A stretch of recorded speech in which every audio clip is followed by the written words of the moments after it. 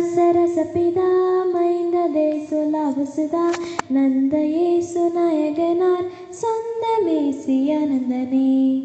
ராசரசபிதா மைந்த தேசுலாபசுதா நந்த இயேசு நாயகனார் சொந்த மேசியானந்தனே. ஜெகதீஸ்வரேஸ்வரன் சுகனேசுமீஸ்வரன் மகராசரசபிதா மைந்த இயேசுலவசதா நந்த இயேசு நாயகனார் சொந்த மேசியானந்தனே. மாசிலமணியே மந்திர ஆசிலானியே சுந்திரனே சமபனியே தந்திரமோசமே தனியே நிறைவான காந்தனே இறையான சாந்தனே. மரராசரசபிதா மைந்த தேசுலவசதா நந்த இயேசு நாயகனார் சொந்த மேசியானந்தனே. ஆதியந்தமில்லானந்தமாதி நொந்தியிலே முந்த வேத பந்தனமாய் வந்த பாதம் வந்தனமே. பதாமநாமனா சுதநாமநாமனா சிதராசரசபிதா மைந்த தேசுலவசதா நந்த இயேசு நாயகனார் சொந்த மேசியானந்தனே.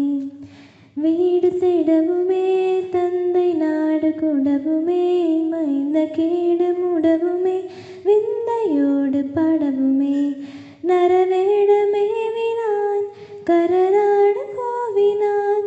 பரராசரசபிதா மைந்த தேசலவசதா நந்த இயேசு நாயகனார் சொந்த மேசியானந்தனே.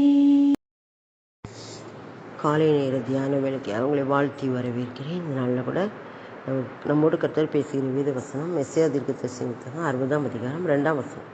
இதோ இருள் பூமியையும் காரிருள் ஜனங்களையும் மூடும், ஆனாலும் உன்மேல் கர்த்தர் உதிப்பார், அவருடைய மகிமை உன்மேல் காணப்படும்.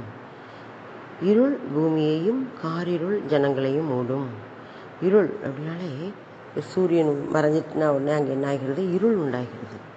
அதை விட இன்னொரு இருள் அப்படின்னு சொன்னால் என்ன அப்படின்னா, வியாதி ஒரு இருள் தான், பாவம் ஒரு இருள் தான், பலவிதமான இருளின் காரியங்கள் இருக்குது. பிசாசின் கிரியைகள் இருள் தான்.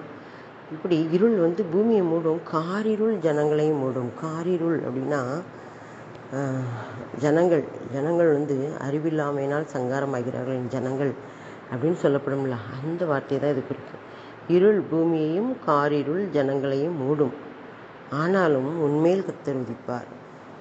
உலகத்தில் உள்ள மக்களை அப்படியாக எல்லா காரியங்களும் சம்பவிக்கும்போது உண்மையில் கர்த்தர் உதிப்பார் என்று சொல்லி நமக்கு வாக்கு கொடுக்கிறார்.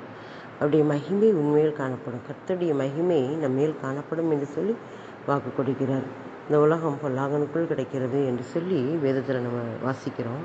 அதுபோல் உலகத்தின் காரியங்களில் பலவிதமான சேதங்கள், நாசமோசங்கள், பாவ இருள்கள் எல்லாம் இருந்துகிட்ருக்கு. ஆனாலும் உன்மேல் கர்த்தர் உதிப்பார், உன் மேலே ஆண்டவர் நிச்சயவர் உதிப்பார். இதை நீ விசுவாசிக்கிறியா அப்படின்னு சொல்கிறாரு. நாம் எப்படிப்பட்டவர்களாக இருக்கிறோம்? நம்மை ஆராய்ந்து பார்ப்போம். ஆண்டவரே, இந்த உலகத்தின் காரியங்களில் எவ்வளவோ நடந்துகிட்ருக்கு, ஆனாலும் நீர் என்னோடு இருக்கிற அப்படின்னால என்னை பாதுகாத்து என்னை வழி நடத்திட்டு வரீங்க. இருளான காரியங்களுக்கு என்னை விலக்கியிருக்கீங்க, காரிருளான காரியங்களுக்கு என்னை விலக்கியிருக்கீங்க. அதனால் நமக்கு நன்றி அப்படின்னு சொல்லி நாம் நன்றி சொல்லுவர்களாய் காணப்படுவோம். நம்ம மேலே கர்த்தர் உதிப்பாராம். கர்த்தர் உதிப்பார் அப்படின்னா அவருடைய பிரசன்னம் நமக்கு என்ன செய்யும்? வரும். அவருடைய கிருபை நம்ம மேலே வரும், அவருடைய காருண்யம் நம்ம மேல் வரும், அவருடைய இரக்கம் நம்ம மேல் வரும், அவருடைய மனதுருக்கம் நம்ம மேலே வரும். அதுதான் கர்த்தர் உதிப்பார், உண்மையில் கர்த்தர் உதிப்பார். அவருடைய மகிமை உண்மையில் காணப்படும். ஆண்டவருடைய மகிமை நம்ம மேலே என்ன செய்யுமா?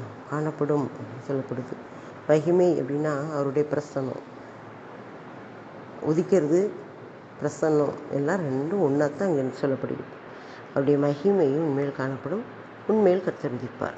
அவர் நம்ம மேலே உதிக்கும்போது மல்கியா 4:2 கூட சொல்லப்பட்டிருக்கு. நாமத்துக்கு பயந்திருக்கிற உங்களுமே நீதியின் சூரியன் உதிக்கும் அப்படின்னு சொல்லப்பட்டிருக்கு. இப்போ நீதியின் சூரியனாக அவர் நம்ம மேலே உதிக்கும்போது நமக்கு அங்கே என்ன நடக்கும் அப்படின்னா, காரிருள் ஜனங்களை மூடிக்கிட்டு இருக்கு. இந்த வேலையில் கூட கர்த்தனை நம்ம மேலே உதிக்கிற அப்படின்னால அங்கே ஆரோக்கியம் கிடைக்கிறது, அவருடைய செட்டைகளின் கீழ் நமக்கு பாதுகாப்பு கிடைக்கிறது என்று சொல்லப்படுகிறது. அவருடைய மகிமை உண்மையில் காணப்படும். மகிமை மகிமை அப்படின்னு சொன்னாலே அவருடைய பிரசன்னம், அவருடைய மகிமை அப்படின்னு சொல்லும்போது அவருடைய சாயல் நமக்குள்ளே என்ன செய்யும், காணப்படும் என்று சொல்லப்படுகிறது. அவருடைய மகிமை உண்மையில் காணப்படும். அப்போ அவர் நம்ம மேலே உதிக்கும்போது அவருடைய மகிமை, அவருடைய சாயல், அவருடைய ஆவியின் பிரசன்னம் நம்ம நிரப்புகிறது என்று சொல்லி நம்ம இந்த இடத்துல பார்க்கலாம். நாம் கர்த்தருக்கு நன்றி சொல்வோம். இதோ இருள் பூமியையும் காரிருள் ஜனங்களையும் மூடும், ஆனாலும் உண்மையில் கர்த்தர் உதிப்பார். அவருடைய மகிமை உண்மையில் காணப்படும். நம்ம மேலே அவருடைய மகிமையும் அவருடைய பிரசன்னம் வரும்போது நாம் வெளிச்சத்துக்கு வரக்கூடியவர்களாய் காணப்படுகிறோம். அது அடுத்த வசனத்தில் அது சொல்லப்படுகிறது. உன் வெளிச்சத்தினத்துக்கு ஜாதிகளும் உதிக்கிற உன் ஒளியினத்துக்கு ராஜாக்களும் நடந்து வருவார்கள்.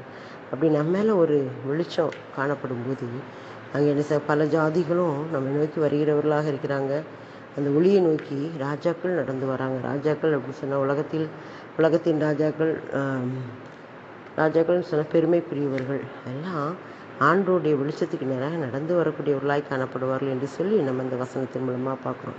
இப்போது நம்மை கர்த்தர் ஆசீர்வதிக்கும் போது பிற ஜாதி மக்கள் நம்மை நோக்கி வருவாங்க அப்படின்னு சொல்லப்படும். பல நாட்டு மக்கள் உன்னீழல் கண்டு ஓடி வருவார்கள். பல நாட்டு மக்கள் உன்னீழல் கண்டு ஓடி வருவார்கள், பாடி மகிழ்வார்கள். பச்சாத நீரூற்று போலிருப்பாய், வளமிக்க தோட்டத்தை போலிருப்பாய் என்று ஒரு அழகான பாடல் பெர்க்மன் தந்தையால் பாடப்படுகிறது. இந்த வசனத்தை வச்சு தான் அவர் பாடியிருக்கிறார். அதனால் நாம் கர்த்தருக்கு நம்ம மேலே இடம் கொடுக்கும்போது அவருடைய மகிமையும் அவருடைய காரணியும் நம்ம நிரப்பும்போது அந்த வெளிச்சத்தினிடத்துக்கு ஜாதிகளும் ஒளியினிடத்துக்கு ராஜாக்களும் நடந்து வருவார்கள் என்று சொன்ன வார்த்தை நிறைவேறும். ஆமென். அப்பாவை நன்றியோடு துதிக்கிறோம், எங்களை தாழ்த்தி ஒப்பு கொடுக்கிறோம். நீங்கள் சொன்ன வார்த்தையின்படி இருள் பூமியையும் காரிருள் ஜனங்களையும் மூடும், ஆனால் உண்மையில் கர்த்தர் உதிப்பார்னு சொன்னீங்களே. உடைய நாமத்துக்கு பயந்திருக்கிற எங்கள் மேலே நீதியின் சூரியன் உதிக்கும் என்று சொல்லியிருக்கிற அந்த வார்த்தையை நிறைவேற்றி எங்களை வழிநடத்தி ஆசீர்வதிங்க.